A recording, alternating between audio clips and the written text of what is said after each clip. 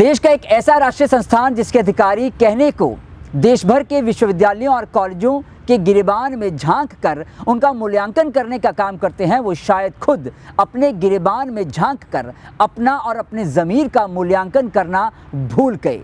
नतीजन आज वो सीबीआई के शिकंजे में हैं और वो भी रिश्वत कांड में।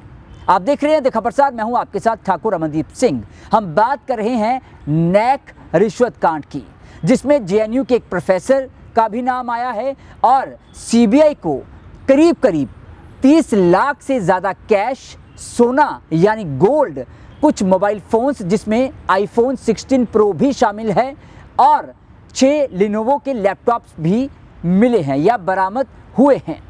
इस पर आज बातचीत करेंगे। हमारे साथ मौजूद हैं RTI activist doctor R K. Singla. सबसे पहले स्वागत करेंगे डॉक्टर साहब, आपका बहुत स्वागत है। आपका शुक्रिया। डॉक्टर साहब, नैक रिश्वत कांड, इस मामले से तो आप परिचित होंगे। हाल ही में चर्चा में आया है, एक बहुत बड़ा विवाद खड़ा हो गया जिसके बाद उस पर चर्चा करें। उससे पहले मैं चाहूँगा कि आप दर्शकों को एक बार ये ज़रूर बताएं कि आखिर नैक, NAAC, नैक क्या होती है, संस्थान जो नैक है वो काम क्या करती है? नैक जो है, national assessment and accreditation council, ये यूजीसी का एक ऑटोनॉमस विंग है, बॉडी है, जिसका हेड ऑफिस बेंगलोर में है। ये 1994 से काम करता आ रहा है। इसका मेन जो काम है वो ये है देश के कॉलेजों और विश्वविद्यालयों का मूल्यांकन करना और उनको ग्रेड प्रदान करना। ये वो ग्रेड है जिसके आधार पे एक तो जो विद्यार्थी हैं वो डिसाइड करते हैं, वो तय करते हैं, वो अंदाज़ा लगाते हैं कि कौन सा संस्थान, कॉलेज या यूनिवर्सिटी अच्छा है, कौन सा नहीं है। और दूसरा, जो सरकारी संस्थानों से, सरकारी एजेंसियों से या यूजीसी से ग्रांट मिलती है वो भी ग्रेड के हिसाब से तय होती है। यानी कि आप ये कह सकते हैं कि जो छात्रों की संख्या है वो भी ग्रेड पे ही डिपेंड करती है। तो कॉलेजों और विश्वविद्यालय की जो इनकम है वो भी इस ग्रेड पे ही आधारित होती है। अच्छा ग्रेड होगा तो अच्छी एडमिशन होगी, अच्छी एडमिशन होगी तो अच्छा पैसा बनेगा, चाहे वो कॉलेज हो चाहे यूनिवर्सिटी हो। हाँ, और चाहे वो ग्रांट से आया हो चाहे वो एडमिशन से आया हो। ठीक है। अभी ये तो रहा नैक का काम। हाँ जी। ठीक है। और नैक ग्रेडेशन के बाद देखा गया है, ऐसा आपकी नज़र में भी होगा कि ऐसे कॉलेजेस हैं, ऐसी यूनिवर्सिटीज़ हैं जो सिर्फ बच्चों को भ्रम में रखकर ही, चाहे वो नाम का भ्रम हो चाहे वो काम का भ्रम हो, भ्रम में रखकर ही बच्चों की एडमिशन्स करवा रहे हैं। खैर, उस पर हम अलग से एक वीडियो करेंगे। पर नैक जिसका काम खुद यूनिवर्सिटीज़ यानी कि विश्वविद्यालयों या कॉलेजों की कमियां ढूंढना था, वो आज खुद रिश्वत कांड में संलिप्त पाई गई। तो मैंने कहीं खबर ये भी पढ़ी थी कि नैक का भ्रष्टाचार से कोई लेना देना नहीं, पर आज तो ये खुद भ्रष्टाचार से ग्रस्त पड़े हैं। इसमें दो चीज़ें हैं जी। यहाँ तक है भ्रष्टाचार से ग्रस्त पड़े हैं, ये आज सामने आया, ये सामने आ जाया क्योंकि सीबीआई के नेट में फंस गई। वरना जब से ये इस्टेब्लिश हुई है नैक, जब से ये मूल्यांकन करते आ रहे हैं, तब से ही ये सवालों के घेरे में है। क्योंकि अक्सर देखा गया है कि जिनके पास इंफ्रास्ट्रक्चर कम होती है, फैक्ट्स एंड फिगर्स वो नहीं होते जो प्रेजेंट किए जाते हैं, उनको भी बड़ा हायर ग्रेड मिल जाता है। तो नैक पे हमेशा ही रिश्वत के इल्ज़ाम लगते रहे हैं और तरह तरह की एलिगेशंस लगती रही हैं। फ़र्क सिर्फ ये पड़ा है कि 28-29 वर्षों बाद आखिर वो कहते हैं कि पाप का घड़ा भर गया है, ये फांसी गए हैं। एक चीज़ जहाँ तक है भ्रष्टाचार का मामला, इसका फंसना भी था, क्योंकि भ्रष्टाचार और नैक का क्या रिश्ता है ये मैं आपको बताता हूँ। वर्ष 2015 के अपने एक तजुर्बे से, उस समय जब मैं पंजाब विश्वविद्यालय और इससे संबंधित कॉलेजों में, खास करके जैसे DAV कॉलेज सेक्टर 10 चंडीगढ़ है, उनके भ्रष्टाचार पे काम कर रहा था और उनके आरटीआई से दस्तावेज निकाल के उनको उजागर कर रहा था, उनके भ्रष्टाचार को बेनकाब करने पर काम कर रहा था जी। तो उस समय मेरे माइंड में आया कि DAV कॉलेज के काफ़ी जो भ्रष्टाचार के मामले हैं वो मैं उजागर कर चुका हूँ, वो मैं आरटीआई से साबित कर चुका हूँ। चाहे वो फर्जी दस्तावेज पे प्रिंसिपल की बेटी की नौकरी हो, चाहे वो इंस्टीट्यूट ऑफ मैनेजमेंट हो जिसमें DAV college government aided institution के रिसोर्सेज एक प्राइवेट संस्थान को फर्जी डिग्री पर वो मनदीप जोसन वाला केस, नियुक्ति की बात कर रहे हैं, नियुक्ति की बात हो, तो चाहे बिना अपॉइंटमेंट लेटर दिए टीचरों की अपॉइंटमेंट हो, यानी कि अध्यापकों का शोषण हो, चाहे कम कैपेसिटी पे ज़्यादा स्टूडेंट्स की एडमिशन हो, अनगिनत, चाहे वो BPEd का कोर्स हो जो बंद करवाना पड़ा था क्योंकि उनके पास ना टीचर्स थे ना इंफ्रास्ट्रक्चर और उनको ना पंजाब यूनिवर्सिटी ने एफिलिएशन दी। तो भ्रष्टाचार से जुड़े इतने मामले उजागर करने के बाद भी डीएवी कॉलेज वाले A+ ग्रेड कैसे ले गए, कैसे मैनेज कर गए या कैसे मिला? तो ये चीज़ को सोचते हुए मैंने नैक से वर्ष 2014-15 में एक सवाल पूछा था कि मुझे ये बताया जाए कि आपका जो मूल्यांकन के क्राइटेरिया मापदंड है उसमें ऐसे कौन से मापदंड हैं जो भ्रष्टाचार, अध्यापकों के शोषण, बच्चों से फीस के तहत लूटे गए पैसे या और अन्य तरह के भ्रष्टाचार के मामलों से या जैसे गैरकानूनी काम हो रहे हैं उनसे संबंधित हो, तो ऐसे कौन से मापदंड हैं जो इसको कवर करते हो? तो नैक का स्पष्ट जवाब आया कि इन चीज़ों का नैक से कोई लेना देना नहीं है, यानी कि भ्रष्टाचार का नैक से कोई लेना देना नहीं है। वो सिर्फ इंस्टीट्यूशन के जो न्यूमेरिकल या फैक्ट्स एंड फिगर चेक करते हैं, वहाँ क्या लॉलेसनेस है, क्या गैरकानूनी काम हो रहे हैं, क्या भ्रष्टाचार है, क्या फर्जी डिग्रियाँ, इनसे उनका कोई लेना देना नहीं है। तो आप इससे ही अंदाज़ा लगा सकते हैं कि भ्रष्टाचार जो कॉलेजों और यूनिवर्सिटियों में बढ़ता जा रहा है, इसको नैक किस तरीके से अपने मूल्यांकन में नज़रअंदाज करती है, जिसका नतीजा ये हुआ कि कॉलेजों और यूनिवर्सिटियों में कितना भ्रष्टाचार हो रहा होगा और उसका कितना हिस्सा नैक को जा रहा होगा कि आज नैक खुद ही सवालों के घेरे में आ गया और भ्रष्टाचार के केस मेरे ख्याल से तब ये अखबारों में खबरें भी लगी थी। हाँ जी, भाई नैक का भ्रष्टाचार से कोई लेना देना नहीं, कहीं इसीलिए तो नहीं लगी थी कि इसलिए भ्रष्टाचार से लेना देना नहीं है क्योंकि ये खुद भ्रष्टाचार में हिस्सा रखते हैं, क्योंकि आज जो सामने आया है मामला उससे तो यही लगता है अगर सीबीआई ये जाल बिछाकर इनको शिकंजे में ना लेती तो शायद आज भी ये बेनकाब ना होते। तो इसीलिए वो विश्वविद्यालयों के और कॉलेजों के जो भ्रष्टाचार के मामले हैं उनको नज़रअंदाज करते हों, जैसा आपने कहा है कि उस भ्रष्टाचार से आए या अर्जित किए गए पैसे को किस तरह से बांटा जाएगा विश्वविद्यालय, कॉलेज या नैक के बीच में, वो उस पर तय करता है कि हम नज़रअंदाज करेंगे तो हमें हमारा हिस्सा आना चाहिए। और उसमें एक चीज़ और भी है कि अगर माना भी जाए कि आप कॉलेजों में टीचरों के शोषण जो है, छात्रों से लूटी गई फीस, फर्जी डिग्रियां या जो कुछ भी है भ्रष्टाचार है, उसको आप इग्नोर करते हैं, उसको वो आपके मापदंडों में नहीं है, माना भी जाए, तब भी मुझे यकीन था कि डीएवी कॉलेज सेक्टर 10 के जो फैक्ट्स एंड फिगर्स है उस पर A+ ग्रेड दिया ही नहीं जा सकता। तो मैंने जब उनसे A+ ग्रेड की कॉपी मांगी जी, तो पता चला कि बाकी चीज़ें तो छोड़ो, उनके पास ग्रेड ही नहीं था, ग्रेड ही नहीं था। एक मिनट, डीएवी के पास? हाँ जी, वो जो ग्रेड था तो वो मेंशन करते थे 2005 में नैक ने डीएवी कॉलेज को A+ ग्रेड दिया था, जो 28 फरवरी 2005 को मिला था और 27 फरवरी 2010 को ख़त्म हो चुका था। 2010 के बाद लगातार एक एक करके अनगिनत घपले और घोटाले मैंने इस कॉलेज के उजागर किए, चाहे वो इंस्टीट्यूट ऑफ मैनेजमेंट हो, बीपीएड हो, फर्जी डिग्री पे अपॉइंटमेंट हो, अनगिनत घोटाले थे। और कॉलेज को ये पता था कि इतने घोटालों के चलते हुए, ऐसे हालात के चलते हुए, मीडिया में लगातार छपती हुई खबरों को देखते हुए ग्रेडेशन हो ही नहीं सकती या अच्छा ग्रेड मिल ही नहीं सकता। तो उन्होंने कॉलेज की ग्रेडेशन करवाने की बजाय लगातार 2011, 12, 13, 14, 15 लगातार 5-6 वर्ष अपने आप को A+ ग्रेड क्लेम करते रहे, चाहे वो वेबसाइट है, चाहे वो प्रॉस्पेक्टस है, चाहे वो यूजीसी या गवर्नमेंट को या चंडीगढ़ एडमिनिस्ट्रेशन यहाँ से 95% ग्रांट लेते हैं उनको लिखे गए पत्र है, तो सब पे ये अपने आप को A+ ग्रेड क्लेम करते थे। कितनी हैरानी की बात है कि एक गवर्नमेंट एडेड इंस्टीट्यूशन को गवर्नमेंट 95% ग्रांट देती है, गवर्नमेंट की यूनिवर्सिटी एफिलिएशन देती है और गवर्नमेंट की बॉडी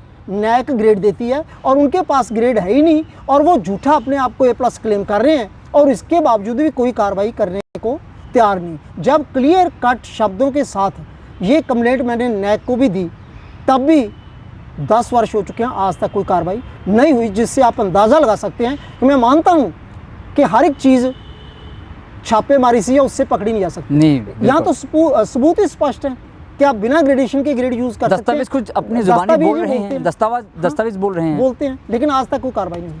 शायद इसीलिए शायद वो इंतजार कर रहे थे, कार्रवाई हो चुकी है। हाँ, शायद इसीलिए आज वो फंस चुके हैं। अच्छा सर, ये तो रही आपने नैक को लिखकर पूछा कि क्या रिश्वत के मामले या बच्चों से लूटी जा रही अत्यधिक फीस या फिर अध्यापकों का हो रहा शोषण, क्या इस चीज़ को भी नैक देखती है? तो नैक ने कह दिया भी ऐसे मामलों को हम नहीं देखते या भ्रष्टाचार के मामलों को नैक नहीं डील करती। हाँ जी। पर क्या आपने ये सारा कुछ, यानी कि जो घोटाले डीएवी कॉलेज में हुए हैं, चाहे वो बीसी जॉसन जो तत्कालीन प्रिंसिपल थे, उनकी बेटी मनदीप जॉसन की फर्जी पीएचडी की डिग्री पर हुई वहाँ पर नियुक्ति की बात हो, या और जो घोटाले वहाँ हुए हैं, या पंजाब यूनिवर्सिटी चंडीगढ़ में हुए हैं, या फिर देव समाज कॉलेज, आपने क्या कभी लिखित में नैक को इन सब के बारे में बताया था, जागरूक करवाया था? हाँ, मैंने ये जितने मामले हैं नैक को सबूतों समेत लिखित में ही दिए हैं। अगर मैं 3-4 मामलों का जिक्र करूं तो सबसे पहले तो है गवर्नमेंट कॉलेज सेक्टर 11, इसमें इंस्पेक्शन हुई थी 5-6 वर्ष पहले। तो उस समय ये था कि सबसे पहले ये चलता था कि जब से नैक बनी है तब से इंस्टीट्यूशंस नैक को गिफ्ट देते थे इन कैश और काइंड। और जब ये अफवाहें फैल गई, खबरें आ गई और नैक की बदनामी होने लगी, तो नैक ने मैंडेटरी कर दिया कि at the time of inspection एक अंडरटेकिंग देंगे जिसमें ये लिखा होगा कि संस्था ने नैक को कोई गिफ्ट नहीं दिया और नैक ने संस्था से कोई गिफ्ट नहीं लिया। अंडरटेकिंग कौन देगा? अंडरटेकिंग होगी संस्थान देगा, जिसकी जिसकी ग्रेडिंग के लिए नैक की टीम आएगी और नैक की टीम भी अंडरटेकिंग देगी कि हमने कोई गिफ्ट नहीं लिया।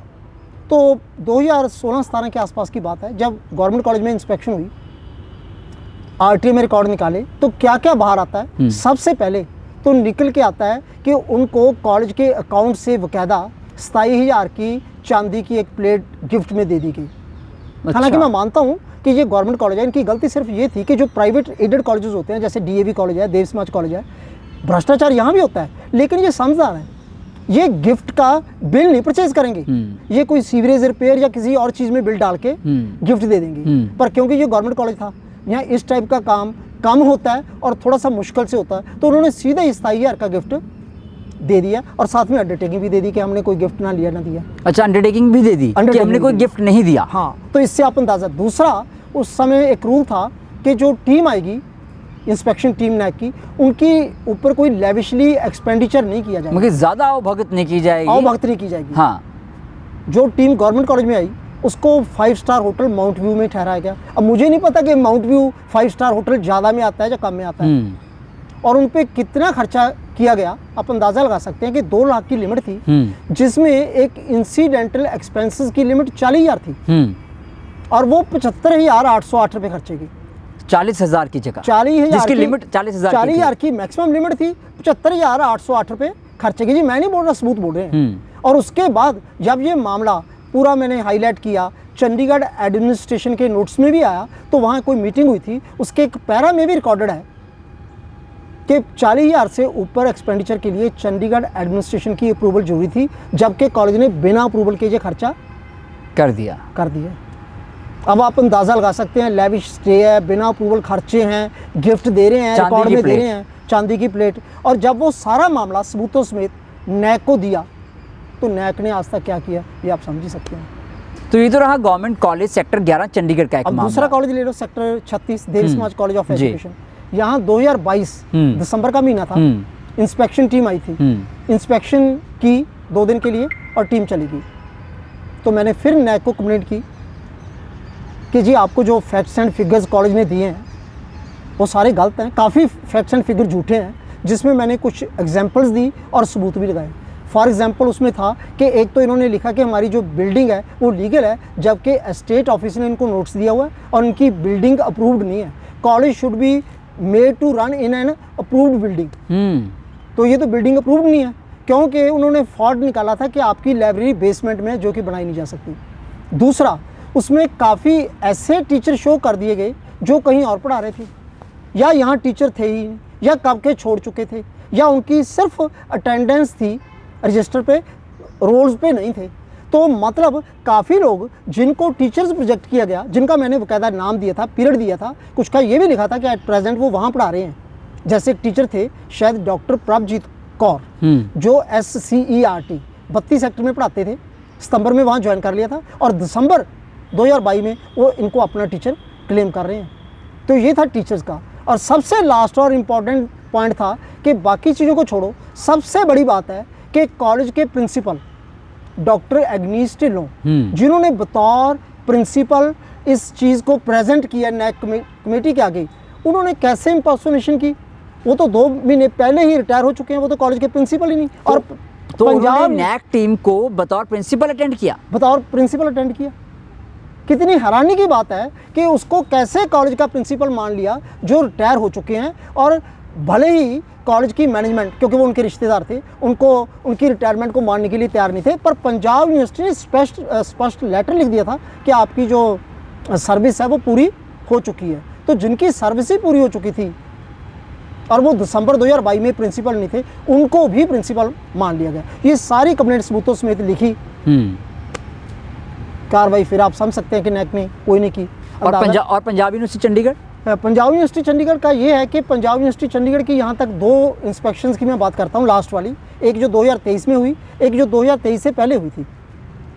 जो 2023 से 5-6 वर्ष पहले हुई थी, तो उसमें वैसे तो काफ़ी घपले और घोटाले थे, फैक्ट्स एंड फिगर्स थे जो नैक से छुपाए गए या उनको गलत प्रोजेक्ट किए गए। पर मैं 2-3 बातों का जिक्र करना चाहूँगा। एक तो उसमें है अंडरटेकिंग होती है, कंप्लायंस सर्टिफिकेट होता है जो यूनिवर्सिटी के वाइस चांसलर ने नैक को देना होता है कि हम यूजीसी के ये 3 जो रेगुलेशंस हैं, ये नियम हैं, इनको बकायदा फॉलो कर रहे हैं और यूनिवर्सिटी में इम्प्लीमेंट कर दिया है। मतलब पंजाब यूनिवर्सिटी जो है वो यूजीसी के जो नियम हैं उनका पालन कर रही है। इसकी अंडरटेकिंग, इसका एफिडेविट, इसका सर्टिफिकेट वो नैक को देगी, वाइस चांसलर देगा। ठीक है। तो ये वर्ष है 2014 की बात। वाइस चांसलर कौन थे? प्रोफेसर अरुण कुमार ग्रोवर। ये वही प्रोफेसर अरुण कुमार ग्रोवर हैं जिन्होंने मनदीप जोशन की फर्जी पीएचडी के बावजूद भी उनकी अपॉइंटमेंट को अप्रूवल दे दी थी, हरी झंडी दी थी। और ये वही वाइस चांसलर हैं प्रोफेसर अरुण कुमार ग्रोवर जिन्होंने अपने दोगलेपन के चलते ये भी स्पष्ट नहीं किया कि सीएमजे यूनिवर्सिटी की डिग्री फर्जी है या असली है, क्योंकि 2013 में सिंडिकेट ने उसको फर्जी डिक्लेयर कर दिया था। अब वाइस चांसलर के पास एक ही ऑप्शन था, अगर तो ये सिंडिकेट से ऊपर है फिर तो ये डिग्री को सही मान सकते हैं, सिंडिकेट का जो फैसला है उसको डस्टबिन में डालते हुए। तो ऐसी अवस्था में तो इनको मनदीप जोशन नहीं, उनको भी मानना चाहिए था जिनकी एडमिशन पंजाब यूनिवर्सिटी के अलग अलग डिपार्टमेंट्स में हुई थी। तो सीएमजे की डिग्री के आधार पे तो सभी बच्चों को निकाल दिया क्योंकि उनकी डिग्री सिंडिकेट के फैसले को नजर में रखते हुए, नजर में रखते हुए बच्चों को तो निकाल दिया कि डिग्री फर्जी है। लेकिन सिंडिकेट के फैसले को नजरअंदाज करते हुए मनदीप जोशन को कंटिन्यू करने दिया कि डिग्री फर्जी है या नहीं अभी विचाराधीन है। तो ये कैसा दोगलापन है। क्योंकि मनदीप जोशन के पिता उस वक्त प्रिंसिपल थे मिस्टर बीसी जोशन, तो हो सकता है बाप का राज चलता हो। इसके 3 कारण थे। एक तो इसलिए कि उसके फादर प्रिंसिपल थे जी। दूसरा इसलिए कि उसके फादर सेनेट के मेंबर थे, तो यूनिवर्सिटी के काफ़ी फैसले सेनेट ने पास करने होते हैं। और तीसरा सबसे इम्पॉर्टेंट कारण ये था कि जब प्रोफेसर अरुण कुमार ग्रोवर ने अपनी पत्नी डॉक्टर नीरा ग्रोवर को through backdoor professor in music लगवाया था यहाँ पंजाब विश्वविद्यालय में, और वो मैंने कोर्ट में केस किया था, 1 साल बाद उनको छोड़ना पड़ा था। फिर वो दोबारा सिंडिकेट में मामला गया, फिर वहाँ मेजॉरिटी वोट ना होने के कारण रिजेक्ट हो गया, तो इन्होंने फिर दोबारा सिंडिकेट में लेके गई। तो वहाँ इनको कुछ लोगों की वोट्स कम रह गई थी, मेजॉरिटी चाहिए थी। वोट्स खरीदने के लिए इन्होंने कुछ लोगों को अप्लाइज किया, जिसमें से एक एमसीएम के प्रिंसिपल को अप्लाइज किया था क्योंकि उनको कोई पेनल्टी पड़ी थी जो वेव ऑफ की। एक डीएवी कॉलेज सेक्टर 10 को अप्लाइज किया क्योंकि वहाँ प्रिंसिपल की बेटी की बीसी जोशन की बेटी मनदीप जोशन की फर्जी डिग्री के आधार पे उनको अप्रूवल देनी थी। तो इस तरीके से वोटें खरीदी गई अपनी पत्नी की बैकडोर अपॉइंटमेंट को पास करवाने के लिए। आप बात कर रहे थे कि यूजीसी के नियमों का पालन पंजाब यूनिवर्सिटी करती है, इस चीज़ को लिखित में एफिडेविट देना पड़ता है वाइस चांसलर को। वो एक सर्टिफिकेट था जिसको कंप्लायंस सर्टिफिकेट कहते हैं, जो प्रोफेसर अरुण कुमार ग्रोवर ने नैक को दिया। ठीक है, तो मैंने काफ़ी आरटीए में दस्तावेज निकाल के ये साबित किया कि तीनों में से कोई भी रेगुलेशन नहीं है जिसको पंजाब यूनिवर्सिटी मानती है, और सारे ही डस्टबिन में डाले हुए हैं।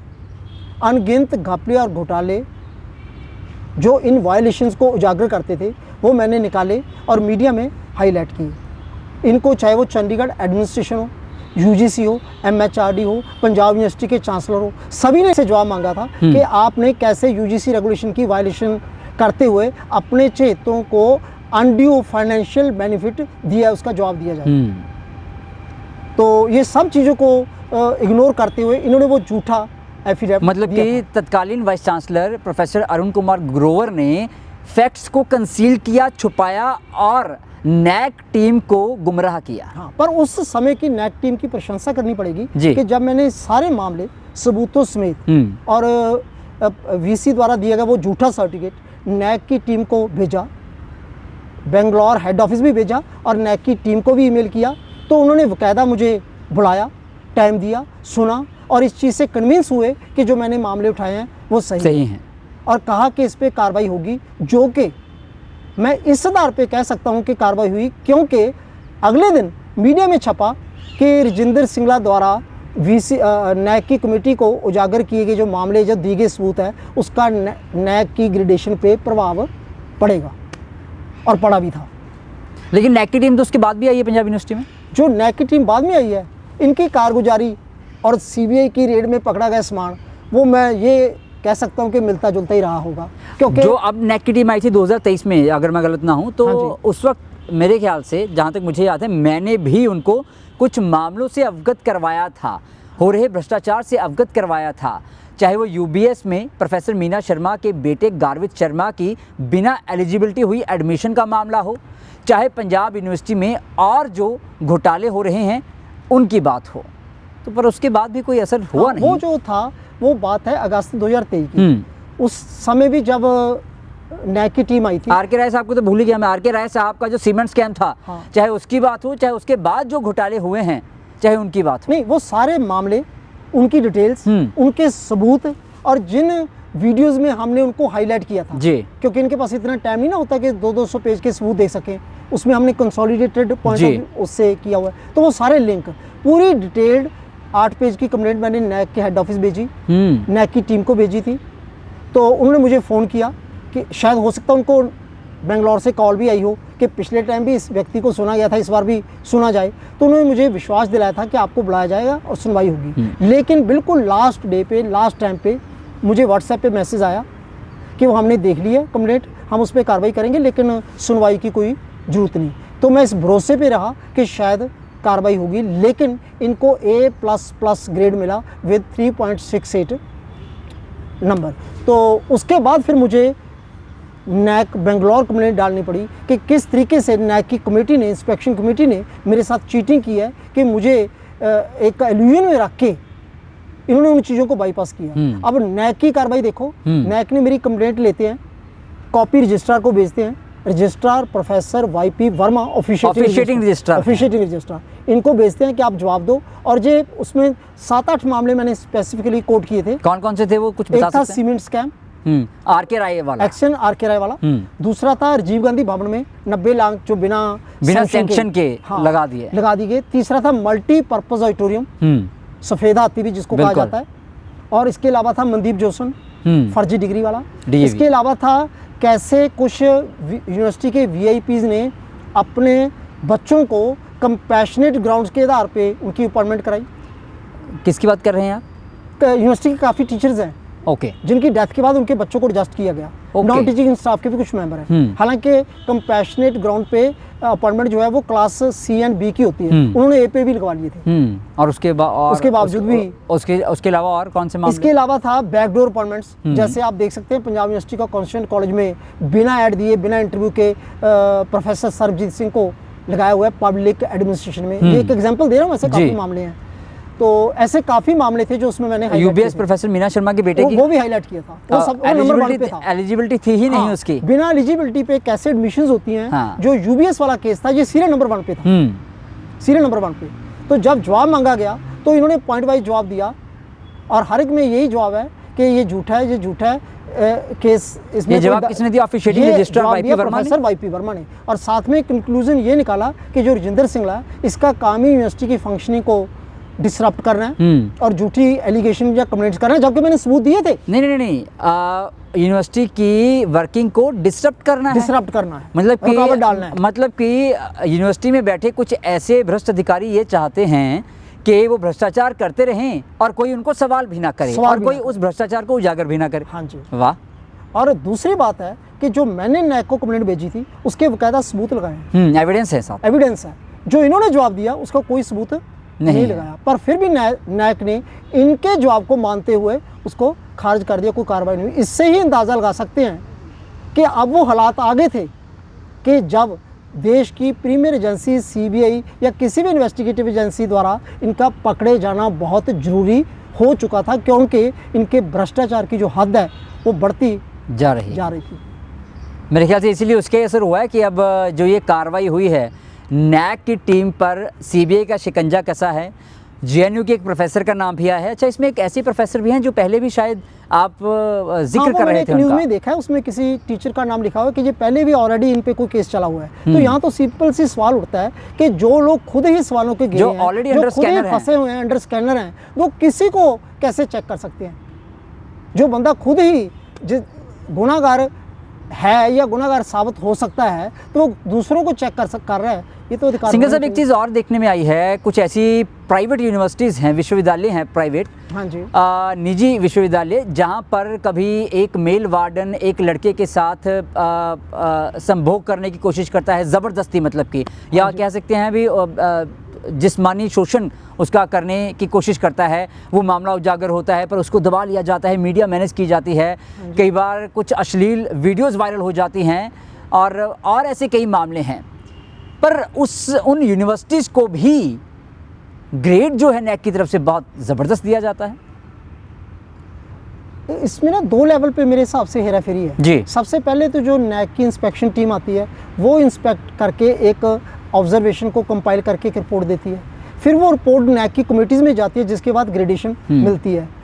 अब ये तो हो गए 2 लेवल। दूसरा हो गया 2 टाइप के इंस्टीट्यूशंस, एक हो गए प्राइवेट कॉलेजेस या यूनिवर्सिटियाँ, दूसरी होगी गवर्नमेंट। गवर्नमेंट में एक पैसे की अकाउंटेबिलिटी होती है, जैसे मैंने बताया कि सिर्फ 27,000 का गिफ्ट देने के लिए भी वो अकाउंट में आ गया। जबकि जो प्राइवेट संस्थान होते हैं, जिसमें मैं डीएवी कॉलेज चंडीगढ़ या डीएवी कॉलेजेस की बात करता हूँ, वहाँ लाखों करोड़ों रुपए के ऐसे घपले हैं जो किसी उसमें नहीं आते, किसी खाते में नहीं आते। हाँ, किसी को जवाबदेही नहीं है।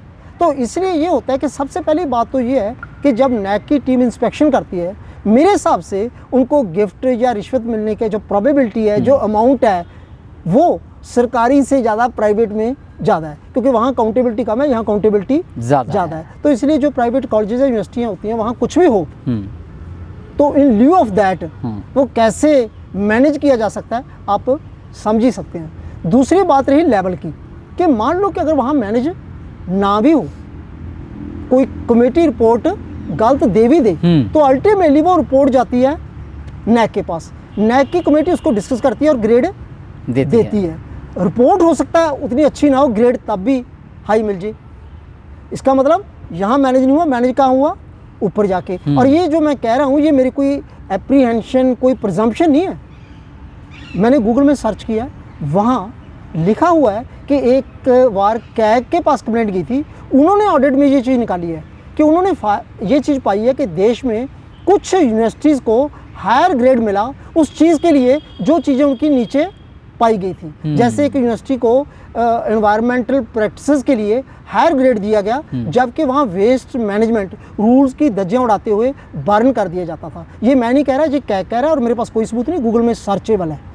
तो इससे आप अंदाज़ा लगा सकते हैं कि कैसे ये चीज़। तो जो ये ताज़ा मामला भी सामने आया है नैक की रिश्वत कांड का, आपको लगता है या कुछ उम्मीद है कि जो पंजाब यूनिवर्सिटी को ग्रेड दिया गया, डीएवी कॉलेज को दिया गया, डीएवी कॉलेज को बिना ग्रेड के भी ये कुछ साल तो बिना ग्रेड के भी ग्रेड इस्तेमाल करते रहे, दिखाते रहे, धोखे में रखा लोगों को भी, तो उनके खिलाफ या देव समाज के खिलाफ, इनके खिलाफ कोई कार्रवाई होगी? मुझे ना इसमें उम्मीद नहीं, काफ़ी उम्मीदें हैं। पहली उम्मीद तो ये है कि जो लोगों को 1994 से लेके आज तक शक था, अफवाहें थी, खबरें थी कि इनका कोई आधार है या नहीं कि ये चलता है, वो सबूतों के साथ वो सीबीआई जैसी एजेंसी ने अगर पकड़ लिया और वो स्पष्ट हो गया, नहीं तो स्पष्ट होता जा रहा है। दूसरा, लोगों का विश्वास भी बन जाएगा, पता भी चल जाएगा कि अब थर्ड क्लास इंस्टीट्यूशंस भी कैसे हाईएस्ट ग्रेड लेते हैं। तीसरा, नैक पे थोड़ा सा डर भी बैठ जाएगा और हो सकता है किसी न किसी पिछले मामले में कार्रवाई भी हो जाए या होनी शुरू हो जाए। और चौथा, लोगों में भी अवेयरनेस बढ़ेगी कि आखिर किसी न किसी दिन तो फंसते ही हैं, बकरे की माँ कब तक खैर मनाएगी। तो इसलिए लोग भी और जागरूक होंगे और बढ़ चढ़ के आगे आएंगे और शिक्षण संस्थानों और नैक के बीच में हो रहे इस भ्रष्टाचार को उजागर करने में सहयोग देंगे। हमारे साथ बात करने के लिए बहुत बहुत धन्यवाद। डॉक्टर आर के सिंगला आर्ट की एक्टिविस्ट हैं, लेकिन सवाल यहाँ बहुत बड़ा है, क्योंकि डॉक्टर आर के सिंगला ने भी नैक की टीम जब 2023 में चंडीगढ़ आई, यानी कि पंजाब यूनिवर्सिटी को ग्रेड के लिए इंस्पेक्शन करने आई, विज़िट करने आई, तब इन्होंने तकरीबन कई मामलों को उजागर किया, उनके सामने रखा, मेल के थ्रू भी रखा और किसी तरह उनको मैसेज भी किए। तो मामले कई थे, जैसे मैंने पहले भी बताया है, प्रोफेसर मीना शर्मा के बेटे गार्वी शर्मा की बिना एलिजिबिलिटी के हुई यूबीएस में एडमिशन का मामला हो, आर के राय जो एक्सियन है मौजूदा समय में, उनके द्वारा किया गया सीमेंट स्कैम हो जो बहुचर्चित रहा, मल्टीपर्पस जो हॉल बन रहा है उसका वो सफ़ेद हाथी है, उसके पीछे जो इतना बड़ा स्कैम हो रहा है वो हो, या फिर बैकडोर एंट्रीज का मामला हो, या फिर डीएवी कॉलेज में तत्कालीन प्रिंसिपल बीसी जॉसन की बेटी मनदीप जॉसन की फर्जी पीएचडी की डिग्री पर उनको वहाँ पर नियुक्ति देना हो, और एक समय झूठा एक आप कह सकते हैं एफिडेविट प्रोफेसर अरुण कुमार ग्रोवर की तरफ से दिया गया। ऐसे कई मामले थे, पर जब उन पर कार्रवाई नहीं हुई और उनको फिर भी, यानी कि चाहे वो पंजाब यूनिवर्सिटी चंडीगढ़ हो, चाहे वो डीएवी कॉलेज हो, चाहे वो देव समाज कॉलेज हो, चाहे वो गवर्नमेंट कॉलेज सेक्टर 11 चंडीगढ़ हो, उनको अच्छा ग्रेड दे दिया गया। इसके बावजूद भी आखिर कार्रवाई क्यों नहीं हुई, ये ऐसा सवाल था जिसका जवाब आज तक मिल नहीं पाया। पर आज सीबीआई के द्वारा कसे गए शिकंजे से वो शायद उन सवालों का जवाब मिलता नज़र आ रहा है। पर साथ में अब एक नया सवाल ये भी खड़ा हो गया है कि क्या Punjab university Chandigarh, DAV college Chandigarh, Dev Samaj college Chandigarh और गवर्नमेंट कॉलेज सेक्टर 11 चंडीगढ़ और साथ ही वो नैक टीम या नैक टीम के वो मेंबर जो यहाँ पर आए थे ग्रेडेशन के लिए, इंस्पेक्शन करने के लिए, क्या इनके आपसी संबंधों की या फिर नज़रअंदाज किए गए उन घोटालों के असल कारण को भी सीबीआई ढूंढने की कोशिश करेगी और बनती कार्रवाई करेगी? ये आने वाला समय बताएगा। देखते हैं आखिर नैक की जो टीम अब शिकंजे में आई है उसके और कौन कौन से साथी किस किस को फ़ायदा देने के लिए शिकंजे में आएंगे।